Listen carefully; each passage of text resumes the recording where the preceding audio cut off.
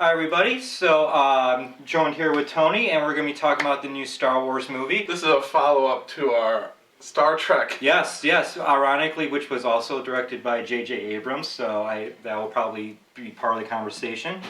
But this is going to contain spoilers, so if you haven't seen the movie, you probably don't want to watch this until you have. But here we go.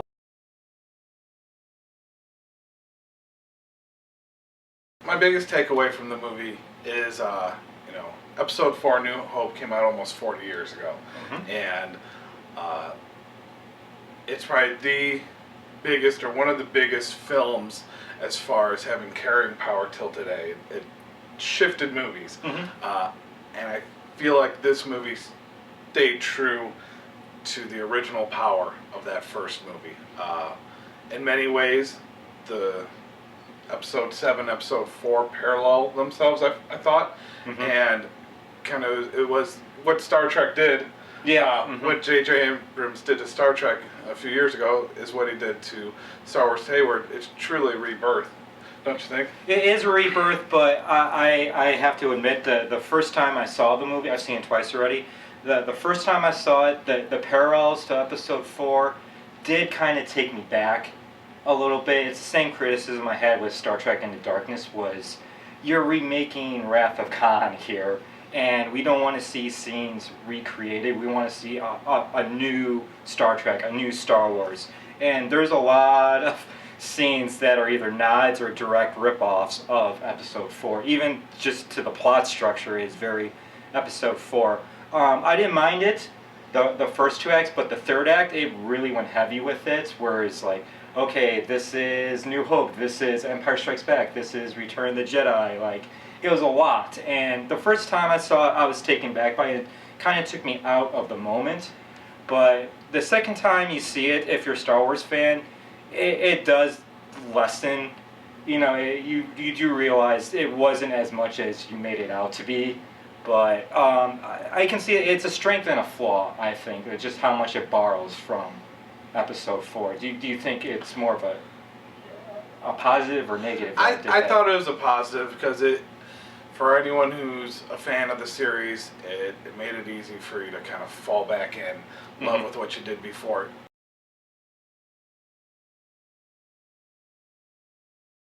Yeah, by far. You could almost never watch the prequels and forget about them, throw them out the door. This follows perfectly from movie number 6. If you watched 4, 5, 6, and then this one, they would flow pretty seamlessly, in my opinion. One of the things I thought was a cool conversation we had when we walked out of the theater was the fighting in the movie, especially with the last lightsaber scene. And we were making parallels with this lightsaber battle scene with the prequels. And you want to explain a little bit about that? Yeah, I guess this movie, one of the ways it's more similar to Episodes 4 through 6 than 1 through 3 is, what is the Force and what can you do with it?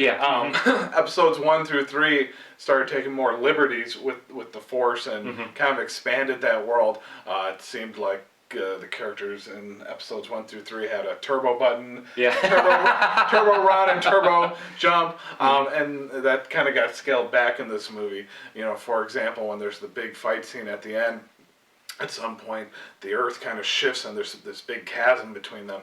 In Episodes 1 through 3, those characters could have easily just jumped over it, but not so in this world. Yeah, and it was funny because obviously in preparation for the Force Awakens, I rewatched 4, 5, and 6, and Obi-Wan gave it a speech in 4 that I think is relevant with this lightsaber fight. Because, and it's never played in any of the movies, but I think it was a prime example of it happening here. Where Luke's like, what is the Force, And Obi-Wan's, it's something you control, but it's something, it controls you as well. And you never really get an example of that, but I think this lightsaber battle fight at the end was an example of that, because realistically, Rey had no training at all with this lightsaber. Yeah. And you get that moment where it's all of a sudden like she looks up. It's like the Force is taking her over now to do it, to actually fight Kylo Ren.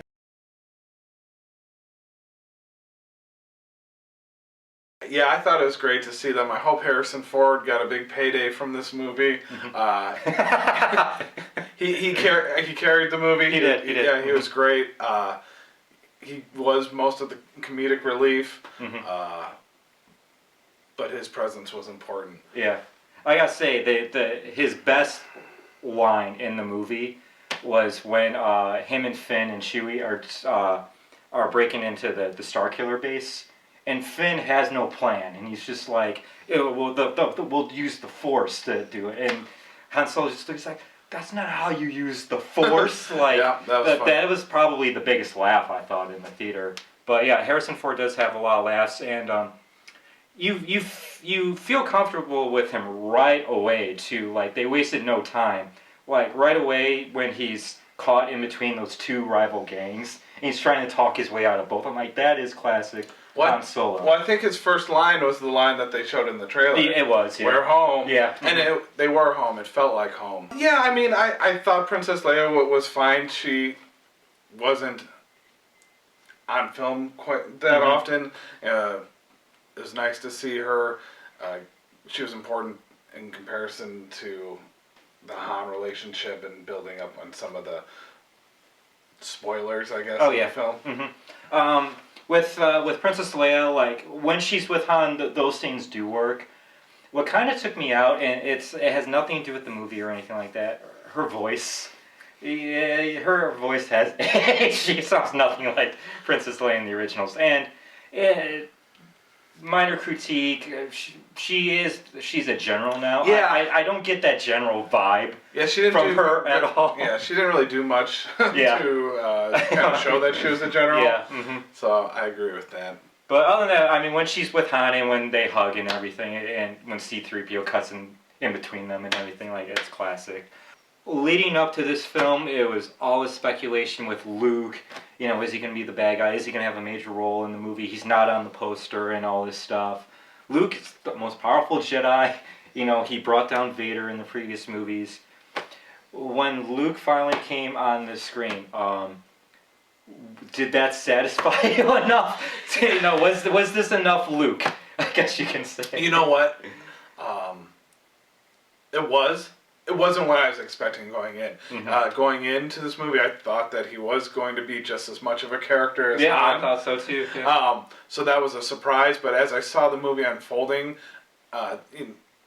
this movie, besides the few shock surprises that they put in, otherwise it's pretty easy to follow along. You know where it's going, you know what to expect, and then that's, I think, why you walk out feeling pretty decent about it.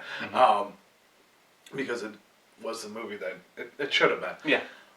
So as you see it unfold, it's pretty obvious that Luke's not going to be a big piece of it. So I was satisfied. Yeah, I mean, it's an awesome scene that he's in, but man, it's the biggest cock tease ever. I mean, there he is standing high on his mountain, looking like Moses, and then it's like, come back in a couple of years, I'll be in the movies.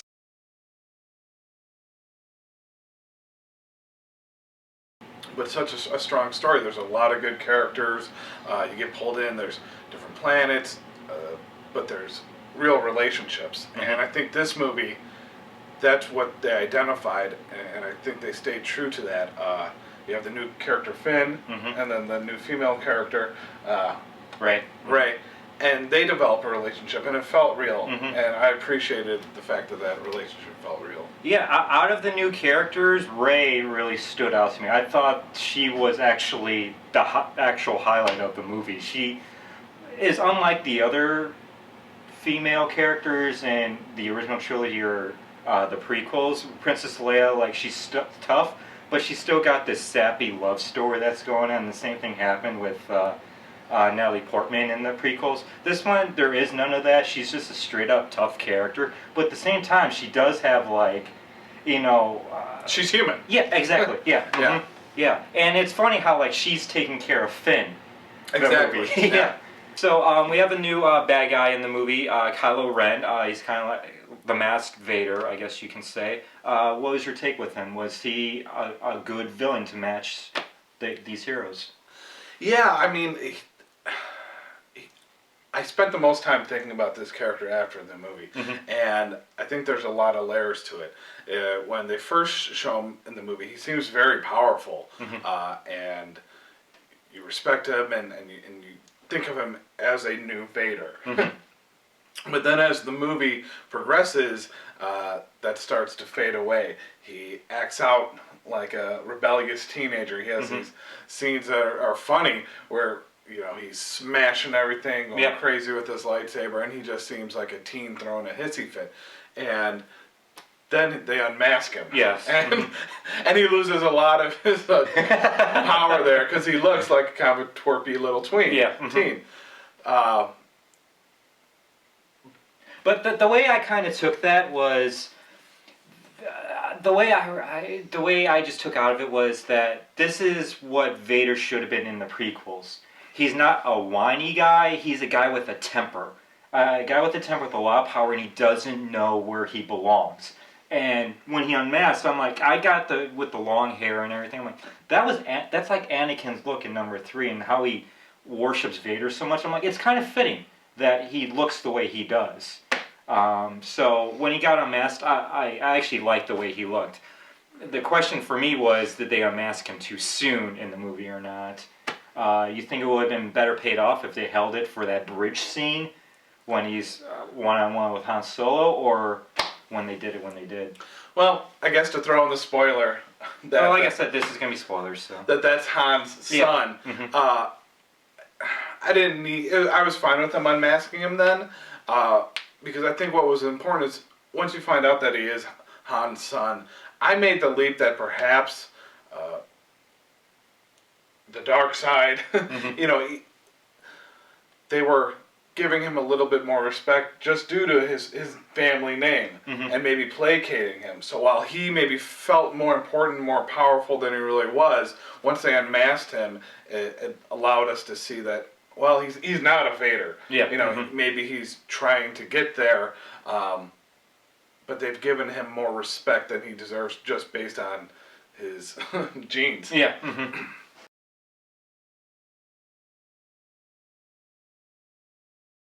You know, if we're picking apart the movie, I have little critiques. The very opening scene starts off on this new planet, Jakku. Yeah. And they're having a fight. It's nighttime, and they're in, it's kind of like a desert type setting.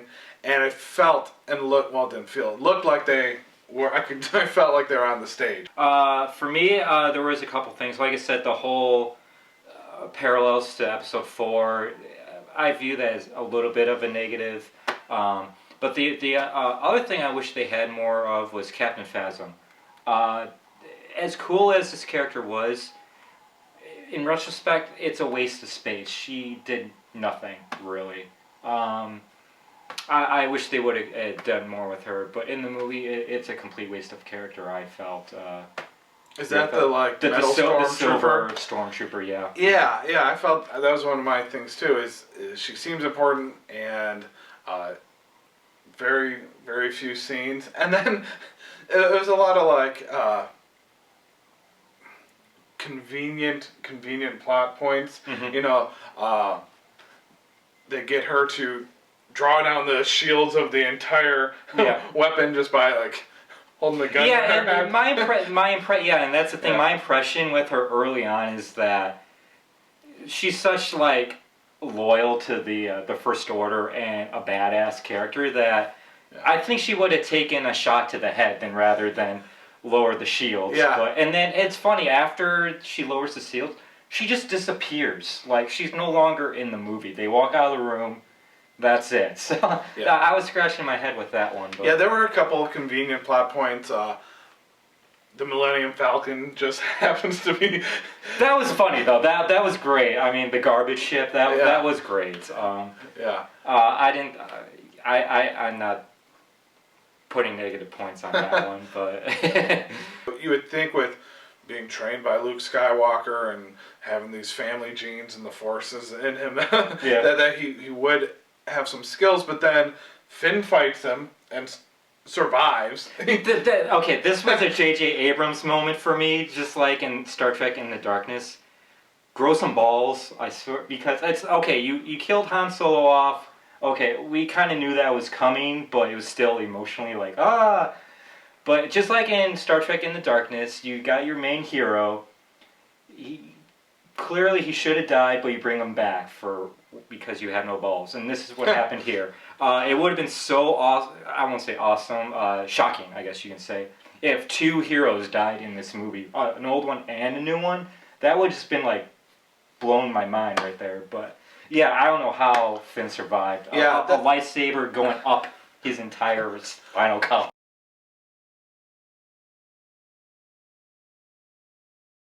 We know who Kylo Ren is. They left Rey a mystery, but there's a very, really strong suspicion on who she is. They'll probably go into it with 8, but what are your thoughts on Rey? Do you think they're going to take the obvious choice on who she turns out to be, or do you think this is a scapegoat and she's going to turn out to be something completely different? No, I mean, I think the new franchise is going to be built around her. I think. So you think it's going to be the obvious she's the daughter of Luke or somehow related to Luke? I mean, that would make the most sense. How does she have, so much, how she's so strong with the Force? And everybody seems to fit together. My initial thought when I was watching the movie was that perhaps she was the twin of Rilo Ken. Yeah. Because that would also be a parallel Yeah. with the Luke and Leia. But the way that this movie played out, I don't think that's... So they're cousins? They're taking the cousin. Yeah, I mean... That's what makes it kind of absurd. weak for me. It's like, now they're we've moved on to the cousin branch. Like, yeah. That's why I got my suspicions that it might not be Luke's daughter. It might be another character's daughter, or related in blood. Yeah, one of the things this movie did well was leave enough little question marks to keep you excited about what's going to happen in the next one. And, what is it, Supreme Master? Is that his official title? Yes. I thought that Leader, yeah, Supreme Leader. I thought that was just kind of funny. It sounds so general. I'm the Supreme Leader. But yeah, so they show him and you see this hologram. So I wonder, is that even his true form? Is it kind of like a Wizard of Oz? Wizard of Oz. That's an interesting theory. I like that. Yeah, good call on that. That might not even be what he looks like.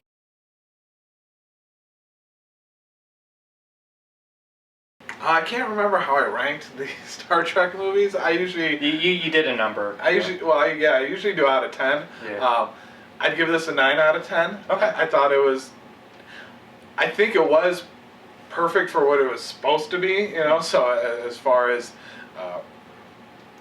regenerating the series and meeting fan expectations and not letting us down, it did a great job. There are a few areas that I think could have been better, and I don't think it necessarily matches the same weight as the original trilogy. Yeah.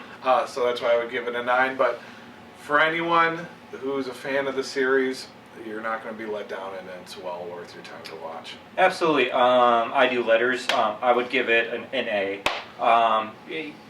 It doesn't match the original trilogy, but I'm going to say yet, and I'm going to have an underscore with mine because we usually take these movies in trilogies, and this is just a setup for an even greater story. So in time, I might look back based on what happens in 8 and 9, be like, that was a damn good movie. But at the same time, 8 and 9 might make 7 a bad movie. You never know. But taking it on its own right now, I'm giving it a solid A.